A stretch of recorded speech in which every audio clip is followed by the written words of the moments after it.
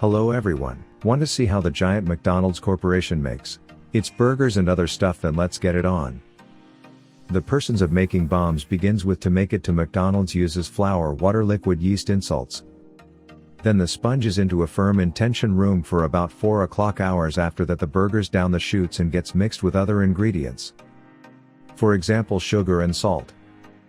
But don't worry, of course, bones of the mice dietary products, but they still contain less than 5% sugar. At the next stage a huge machine twists the dive, after which the conveyor shapes it into small balls.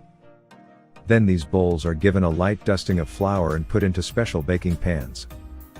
Then the balls have to stay there for 55 minutes at a temperature of 100 odd degrees F and a humidity of 90%. So what else is left? Of course, sesame seeds. The bones of powers through machine that applies an even coating off the ice. And then the bonds essence into a huge oven for 8 to 9 minutes. And it's some richer 465 odd degrees F, all for the bonds off thoroughly by cell left on a special spiral cooler.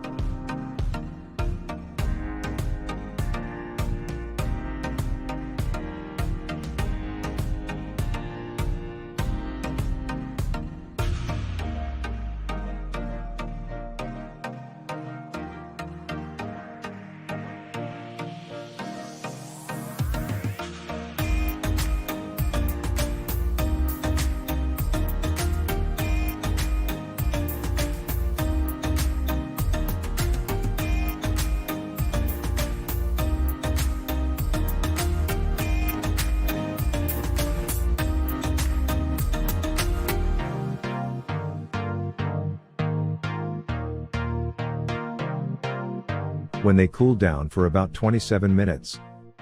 After that they also have to be checked by specialists to inspect them and only then send them for slicing and packaging in the restaurants. Employees will brown them in a actual oven.